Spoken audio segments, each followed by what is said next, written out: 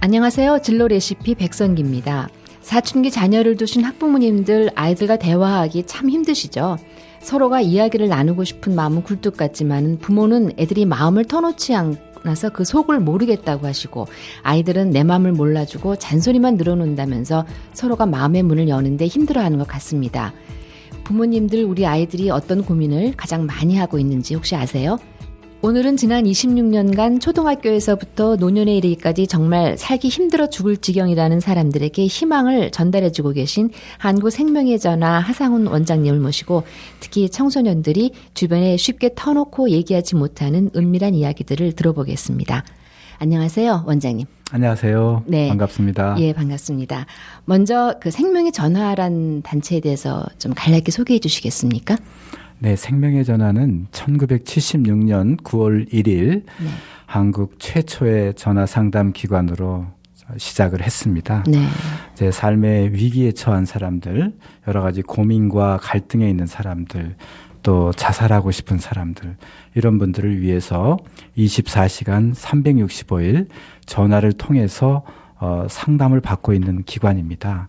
최근에는 2011년부터 한강에서 투신하시는 분들이 많이 있어서 한강 교량에 SOS 생명의 전화를 설치해서 한강에 죽고 싶은 마음을 가지고 여러 가지 방황하는 그런 심정을 가지고 나와서 헤매고 있는 사람들이 전화를 발견하고 한번 자기의 마음을 이쪽에 호소해 볼까라고 하는 그런 생각을 갖고 전화를 하는 SOS 생명의 전화도 운영하고 있습니다. 예.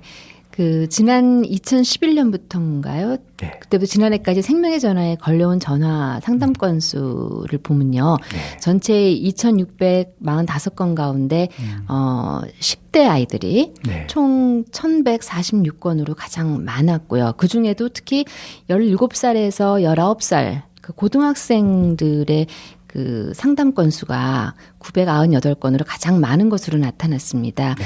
이런 그 데이터 결과를 우리가 어떻게 해석을 할 수 있을까요? 저희들이 상담을 받으면서 가장 안타깝게 생각하고 있는 것 중에 하나가 청소년들이 어디서 자기의 고민을 토로할 수 있는 공간이 없다는 것입니다. 네. 어떤 청소년들은 서울의 다른 쪽 저 멀리 있는 곳에서 일부러 한강까지 와서 전화로 상담하는 청소년들이 있을 정도니까요. 청소년들이 여러 가지 입시 문제, 성적 문제, 또 친구들과의 대인관계 문제, 여러 문제를 많이 가지고 있는 청소년들이 이 고민을 누구에게 토로할 수 있는 사람이 없다는 것이 지금 가장 큰 문제가 아닌가 하는 생각을 해봅니다. 여러 가지 통계 자료에서도 볼 수 있듯이 실제로 우리 아이들이 학교 선생님에게 상담하거나 학부모님에게 자기의 고민을 토로하는 경우가 극히 적고요. 대부분 친구들과 같이 자기의 고민을 나누고 있는데 친구들 관계도 이제 좋지 않았을 때 이 아이들이 어디다 자기의 고민을 토로하겠습니까? 그래서 한강에 가면 이제 전화가 있으니까 거기를 왔다 갔다 하다가 전화를 발견하고 전화를 한번 이 전화를 들면 내 고민을 들어줄 수 있는 누군가가 있을까? 하고 이렇게 시험 삼아서 전화를 하다가 이쪽에서 전화를 받으면 전화가 되네요 하면서 전화를 이제 통화하는 그런 청소년들이 꽤 많이 있습니다. 그거를 보면서 이렇게 소통의 창구가 정말 필요하구나. 누군가가 이 아이들의 이야기를 들어줄 수 있는 그 공간이 필요하구나라고 하는 생각을 절실하게 느낄 때가 많습니다. 예, 근데 말씀하신 것처럼 부모님하고나 혹은 생활 상담교사분들이 있습니다. 있으시잖아요. 예. 예, 저희 때도 있었는데 그런 데를 찾아가지 않는 이유가 뭘까요? 여러 가지 이유가 있겠지만 제가 보기에는 부모님들의 경우에는 너무 이제 아이들에 대한 사랑과 관심과 기대가 크다 보니까 아이들에게 이런 기준을 가지고 이렇게 해주기를 바라는 마음, 그래서 너는 이렇게 해야 된다라고 하는 당위적 생각을 아이들에게 많이 부과하는 경우들이 들을 볼 수가 있습니다. 그래서 매일 공부해야 된다. 공부를 해서 네가 훌륭한 사람이 돼야 된다. 하는 그런 이야기들을 헬리콥터처럼 머리 위에서 빙빙 돌면서 매일 그 얘기만 하시는 거거든요. 네. 진짜 내 마음속에 있는 고민들을 이야기하고 싶어도 부모님이 바라는 기대가 그런 거기 때문에 그런 기대에 자기가 부응하지 못하는 거에 대한 답답함이 있음에도 불구하고 그런 얘기를 부모님에게 이야기할 수가 없고요. 그러나 이제 이 상담 창구 같은 경우 아무도 없는, 저도 좀 고민이 돼요. 왜냐하면 차가 쌩쌩 다니거든요. 다리 위에서. 쌩쌩 다니고, 그래서 사람들도 가끔가다 지나다니고, 거기서 혼자 이렇게 전화를 하고 있다는 것이 그렇게 쉽지 않은 일입니다. 네. 그럼에도 불구하고 거기다가 자기의 고민들을 호소하면서 자기의 진로 문제라든가 학원 문제라든가 또 친구 관계라든가 또 성적인 문제라든가 이런 얘기들을 호소하는 것을 보면서 정말 이런 소통들이 아이들에게는 잘 되고 있지 않구나라고 하는 생각들을 상담 창구를 통해서 많이 느끼게 됩니다. 네, 근데 그 나이 또래는 아무래도 또래 친구를 중심으로 해서 자기의 고민도 털어놓고, 그렇죠. 예, 그 또래 중심의 문화가 굉장히 발달하는 시기인데 네. 왜 애들이 자기 친구한테조차도 그런 마음의 고민 같은 걸 털어놓지 못하는 이런 참 어떻게 보면은 안타까운 이런 현실이 됐을까요?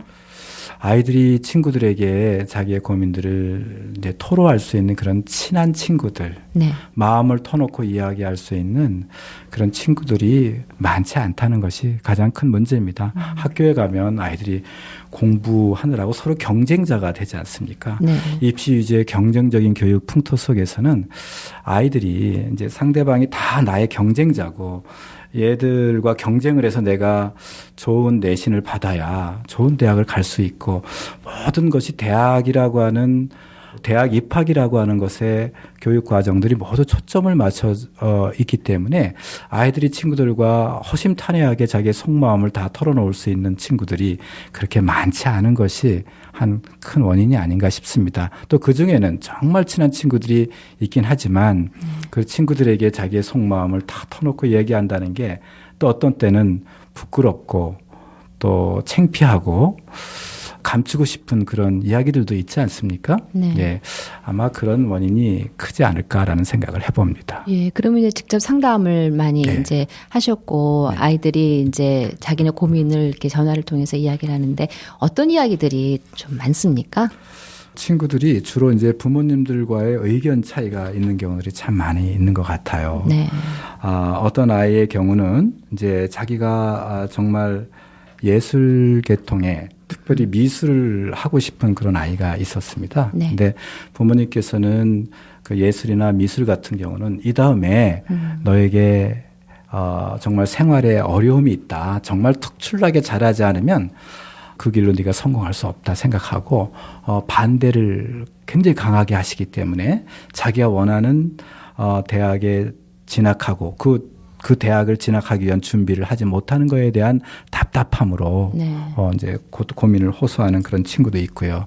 어떤 친구는 간호사가 되고 싶어요. 근데 자기 성적이 지방 대학은 가능한데 서울에 있는 대학은 자기 성적이 되지 않거든요. 그래서 저는 지방 대학이라도 가서 자기가 원하는 간호사가 되고 싶은 마음이 있는데 부모님이 지방은 안 된다.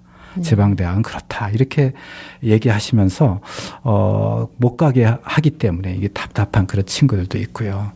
또 어떤 경우는 여러 대학을 다 지원을 했는데 다 떨어졌어요. 네.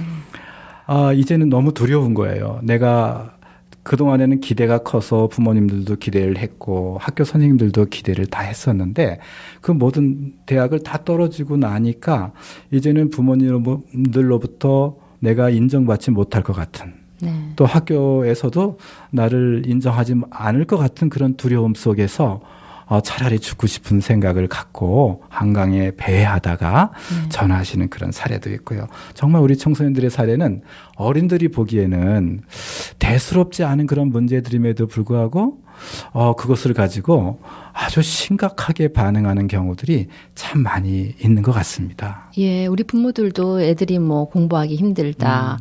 친구들하고 조금 사귀는데 문제가 있다면 고맙대는 다 그러는 거고 그렇죠. 힘들지만 요걸 네. 넘기면은 그렇게 그냥 쉽게 말을 하거든요. 그렇죠. 근데 아이들이 정말로 그냥 너무나 힘들다. 이런 걸 어떻게 부모 입장에서 알 수 있을까요? 사실은 이제 부모님들이 좀 민감해야 됩니다. 아이들의 문제에 대해서.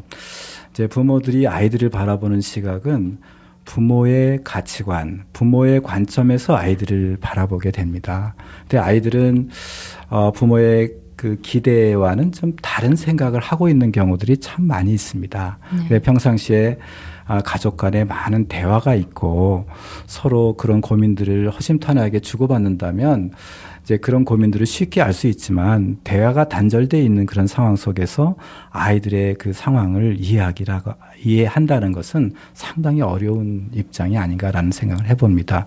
근데 아이들의 입장은 부모님이 생각하는 것보다 훨씬 더 깊게 생각하고 있는 것 같습니다. 아이들이 부모님이 자기에게 기대가 어떤 것인지도 알고 있고 선생님이 자기에게 어떤 기대를 하고 있다는 것도 다 알고 있음에도 불구하고 아이들 입장에서는 그것들을 부모님에게 잘 표현할 수 있는 기회가 많지 않다 보니까 부모님 입장도 아이들을 잘 이해하지 못하고 아이들도 부모님이 어떤 생각을 하고 있는지를 짐작만 하지 나랑 소통할 수 있는 그 대상이 아니다라고 이렇게 생각하는 경우들이 많이 있어서 제가 보기에는 부모님들이 좀 아이들과 많은 대화를 할 수 있는 기회를 가질 수 있었으면 좋겠습니다. 그래서 대화를 하는 그런 방법은 여러 가지가 있겠지만 일단은 관심을 갖는 게 첫 번째로 굉장히 중요하고요. 두 번째로는 비판하지 않고 있는 그대로 그 아이를 좀 수용하는 자세, 이런 수용하는 자세를 가지고 잘 경청할 필요가 있는 것 같아요. 이야기를 좀 들어보고요. 네. 그리고 나서 그 마음을 마치 나라도 그런 고민을 했겠다라고 이렇게 공감하면서 아이들과 대화를 이렇게 시도하게 되면 훨씬 더 아이들이 마음을 열어놓기가 쉽지 않을까 하는 그런 생각을 해봅니다. 네. 부모님 입장에서는 너무 이제 기대를 가지고 보기 때문에 너는 이래야 된다. 이렇지 않으면 너는 실패할 것이다.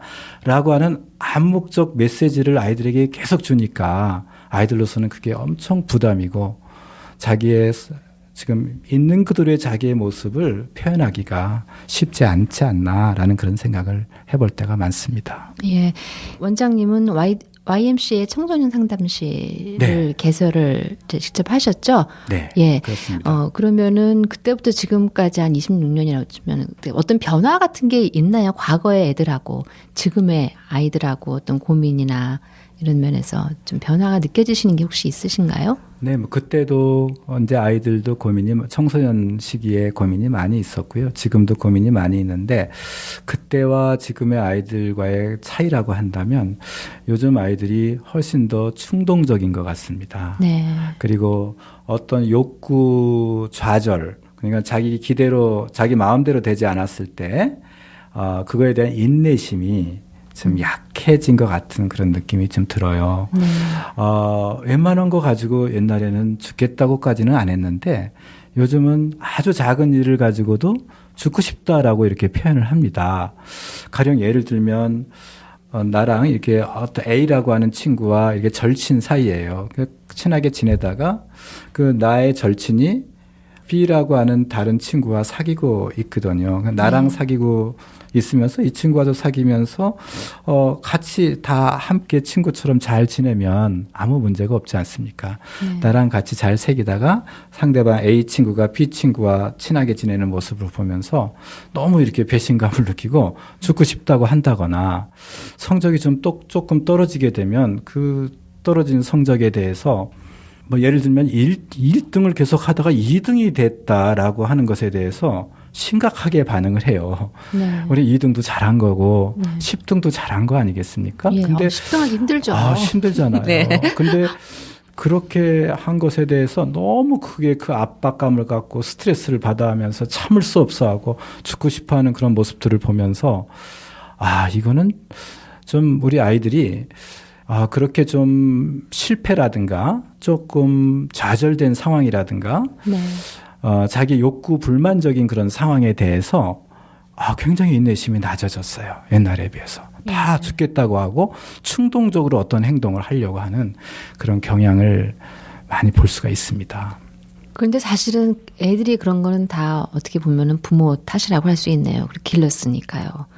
물론 부모님의 영향도 있고 부모님뿐만 아니라 우리 사회가 네. 이제 아주 경쟁주의적인 그런 사회가 되지 않았습니까? 그래서 앞으로 우리가 신자유주의 시대다 해가지고 이거는 무한 경쟁을 정당화하는 그런 사회적인 분위기 아닙니까? 그래서 모든 부분의 경쟁 문화 또 그 경쟁에서 이제 지게 되면 이기는 사람이 있고 실패하는 사람이 있는데 지는 사람이 있는데 지는 사람에 대한 사회적 배려가 굉장히 약해진 그런 사회고 또 황금 만능주의 물질지향적인 그런 사회 속에서는 그런 것들이 더 이제 힘이 있어 보이고 더 가치 있고 좋아 보이는 그런 사회가 아닙니까? 그러다 보니까 아이들의 가치관이 굉장히 혼란되어 있는 경우들이 참 많아요.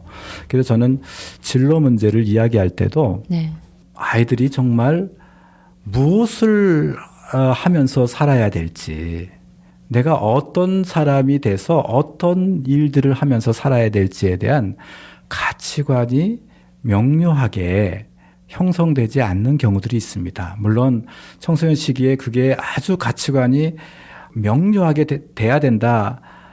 계속 발전하는 단계이기 때문에 발달하는 그런 단계이기 때문에 그렇게 되지 않는다 하더라도 가치관이라고 하는 것은 이제 옳고 그름에 대한 이제 판단이라고 생각해요. 어떤 행동을 해야 사회적으로 바람직한 행동인지에 대한 뚜렷한 기준 같은 것들이 아이들에게 많이 부족한 것 같아요. 그래서 아이들이 너 이 다음에 뭐 하고 싶니? 라고 물어보면 대부분 연예인 한다. 돈 많이 벌고 싶다. 이게 이제 아이들의 가치관인데 실제로 이제 진로 문제에도 그게 영향을 미치는 것 같아요. 네. 그래서 아이들이 다 연예인이 될 수는 없잖아요. 네. 예.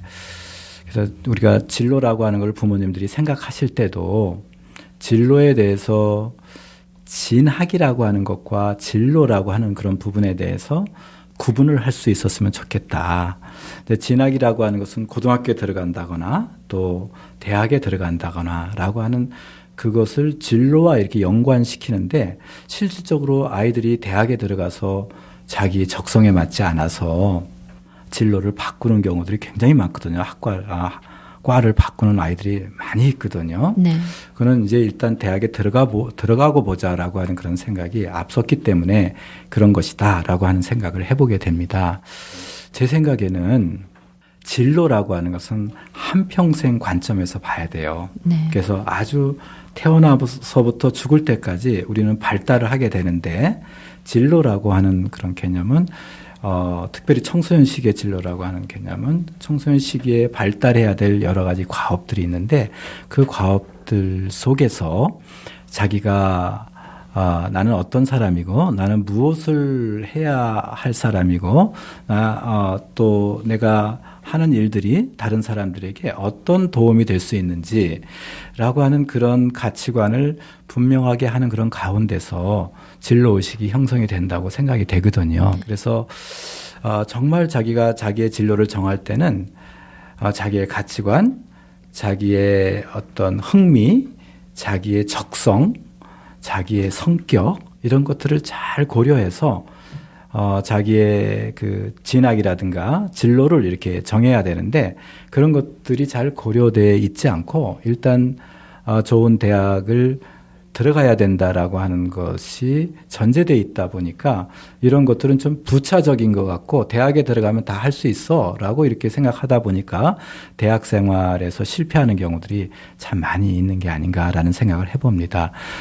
정말 진로 적성에서 적성이라고 하는 말과 흥미라고 하는 말은 다른 말입니다. 네. 흥미라고 하는 것은 그 일에 대한 나의 선호도, 관심도라고 얘기한다면 적성은 그 일을 할 수 있는 능력을 얘기하는 거거든요. 네. 또 거기에 자기의 성격이라든가 또 가치관이라든가 이런 것들이 같이 결부돼서 자기의 진로를 정할 때 그런 과를 정하고 또 그 과를 정해서 그 과가 지향하는 그 직업 세계가 또 있지 않습니까?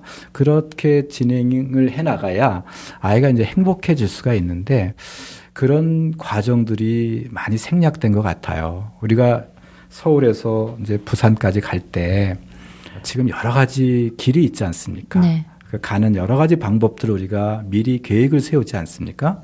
KTX로 갈 수도 있고 고속버스로도 갈 수 있고 또 자전거로도 한번 갈 수 있고 자가용으로도 갈 수 있고 국도로도 갈 수 있고 고속도로로 갈 수 있고 다양한 방법들을 우리가 계획하는 것이 당연함에도 불구하고 진로라고 하는 것은 어쩌면 자기가 가야 될 길이거든요. 딱 한 번밖에 살지 못하는 삶 속에서 자기가 가야 될 길들에 대한 계획이 없이 그냥 간다라고 하는 것은 상당히 실패할 가능성이 높습니다.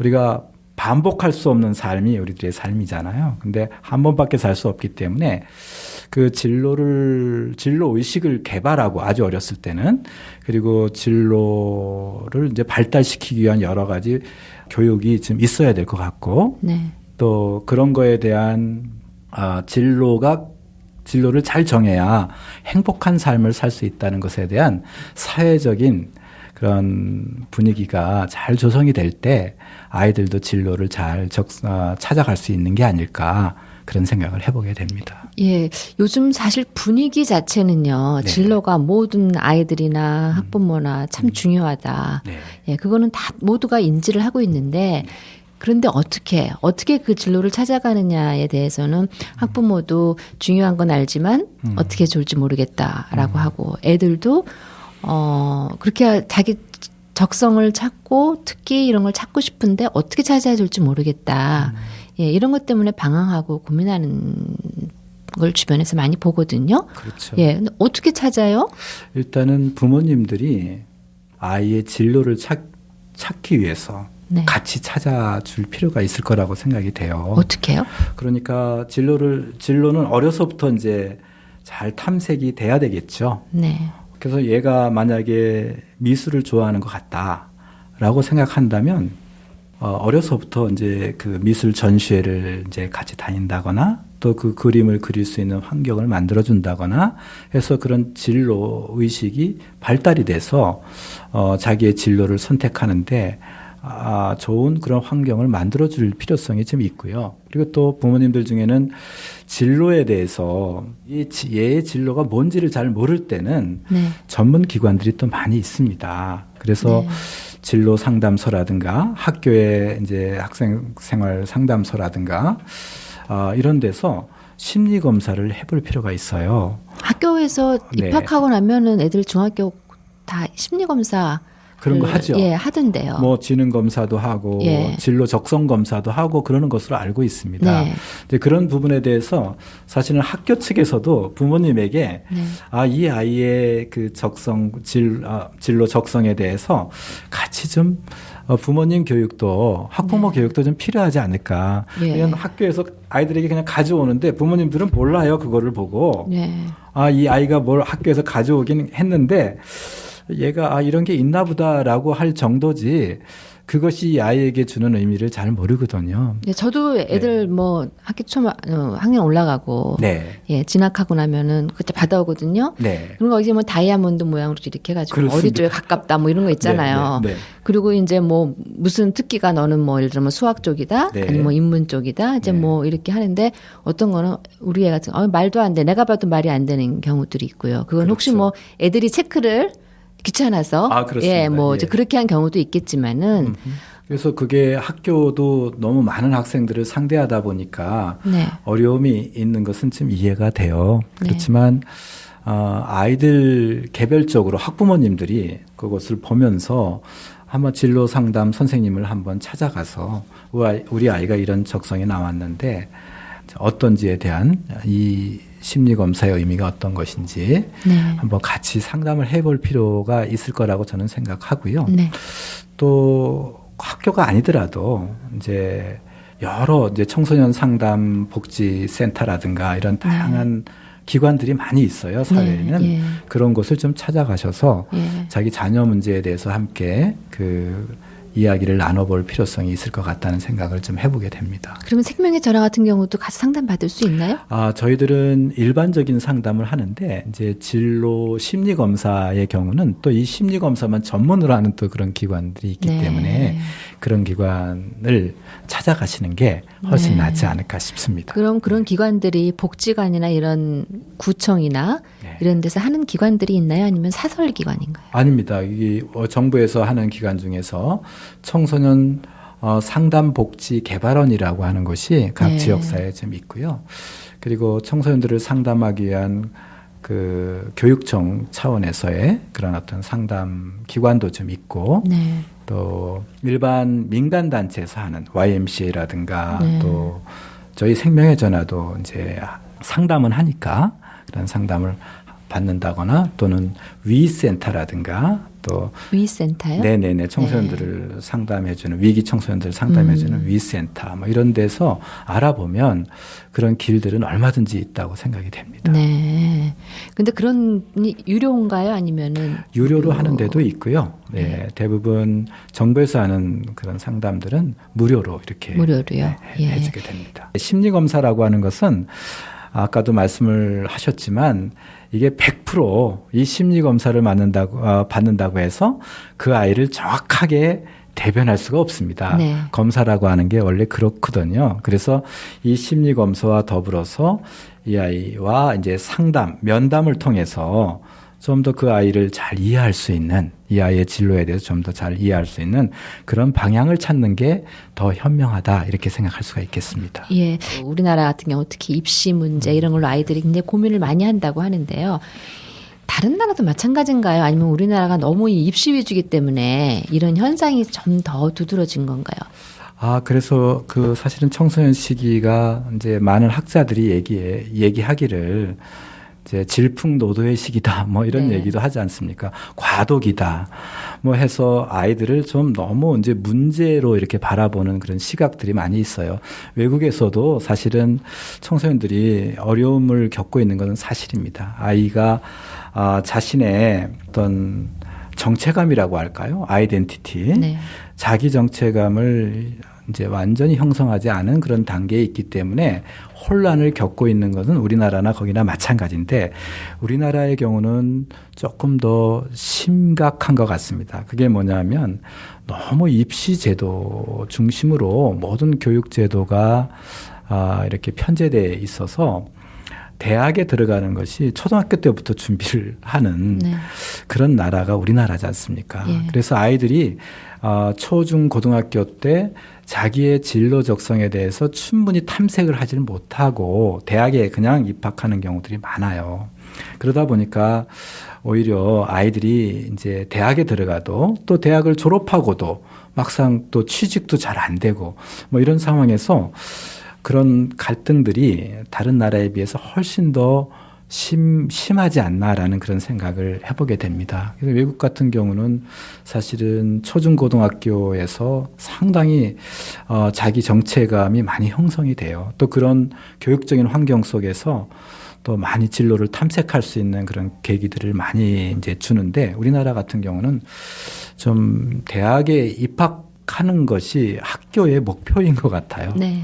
예, 지금 자아 정체감이라고 네. 말씀하셨는데 그거 참 형성하기 힘들거든요. 그렇죠. 예. 근데 어떻게 이 기간에 네. 이거를 하면 도움이 될까요? 우리 아이들의 경우에는 자아 정체감, 혼란 또 이 시기에 이거를 세워나가야 된다고 하는데 어떻게 하는 게 좋은 건가요? 사실은 아까 진로와 관련이 됩니다. 네. 자아 정체감 형성이.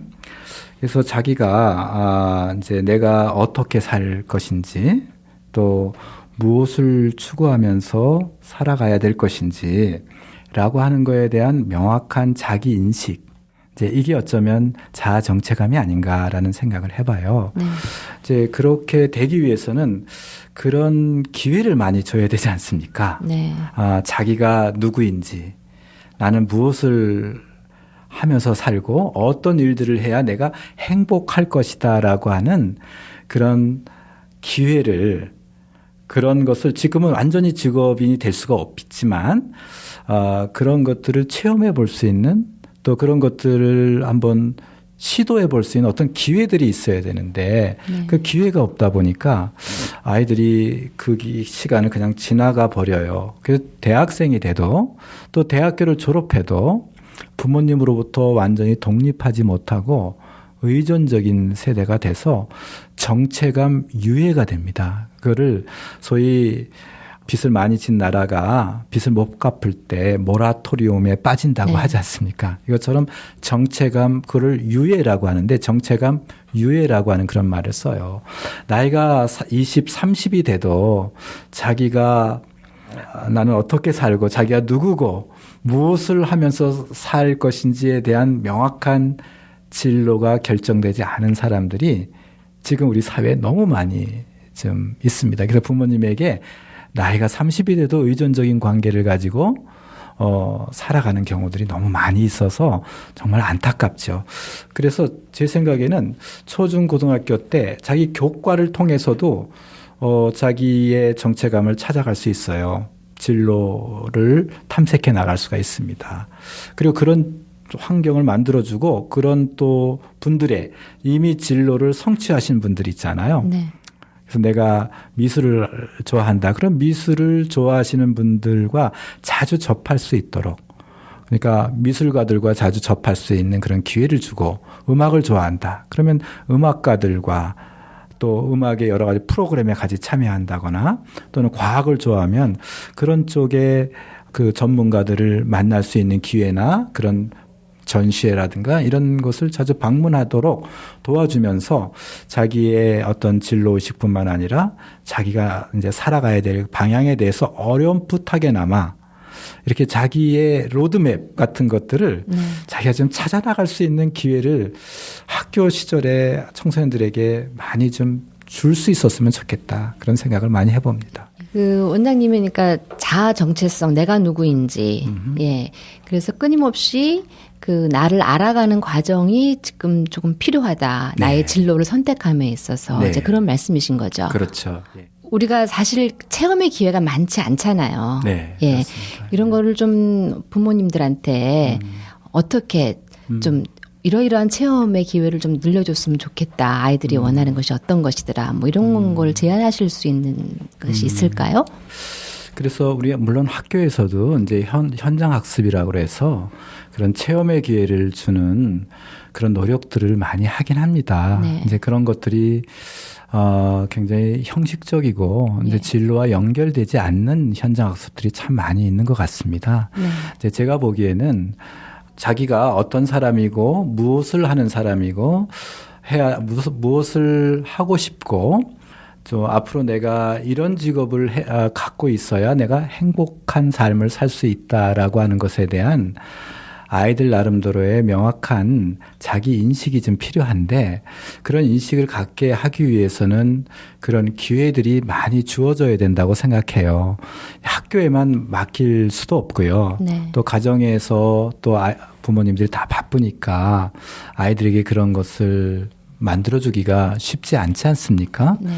잘 또 모르기도 하시고요. 그러니까 정말 아이가 흥미 있어 하고 아이가 능력이 있고 이 분야에 관심이 있어 하는 그런 분야가 어떤 것인지를 좀 찾아서 그런 기회를 많이 주면서 아이들이 스스로 자기의 진로에 대해서 이렇게 좀 탐색해 나갈 수 있는 그런 역량을 키워주는 그런 노력들이 학교와 가정에서 좀 많이 필요하지 않을까 하는 그런 생각들을 해보게 돼요. 그런 과정들이 계속 쌓이다 보면 자기의 자아 정체감도 형성이 되고 직업과 관련된 자기 정체감 그런 것이 이제 생기게 돼요. 나는 이런 일들을 하면 나는 행복할 거야 라고 하는 그런 생각이 되면 사실은 저는 청소년들이 덜 방황할 거라고 생각이 돼요. 요즘 청소년들이 너무너무 방황을 많이 하는데 방황하는 가장 큰 이유 중에 하나가 자아 정체감이 없고 자기의 진로의식이 없어서 그래요. 네. 그런 것들이 없기 때문에 이 세상에 우리 사회의 이런 시류에 아이들이 그냥 휩쓸려 가는 것 같은 느낌? 네. 네. 남들이 좋아하는 데 따라가고 네. 동조주의에 빠지고 또 전체주의에 빠지고 그러다 보니까 자기가 없어요. 네. 예. 그런 아이들이 너무 많이 있는 것 같아서 안타깝습니다. 예, 저도 전적으로 동감합니다. 예. 요즘 너무 이제 쉽게 휩쓸려 다니고 네. 예, 자기 정체성을 못 찾다 네. 보니까 그러니까 네. 원장님 말씀은 자아 정체성을 찾는 게 최우선이고 네. 그걸 기반으로 해서 우리 진로를 모색해 나가는 것이 네. 우리 진로 교육에서의 가장 중요한 것이다. 네. 이제 이렇게 말씀을 주신 것 같습니다. 예, 오늘 좋은 말씀 감사합니다. 네, 감사합니다. 네, 감사합니다. 예, 다음 시간에는요, 생명을 살리는 진로 교육이란 주제로 역시 그 한국생명의 전화 하상훈 원장님과 함께 우리 청소년들이 고민하는 진로와 진학 문제를 어떻게 풀어나갈 것인지 그 해결책을 모색해 보겠습니다. 다음 시간에 뵙겠습니다. 지금까지 백선기였습니다.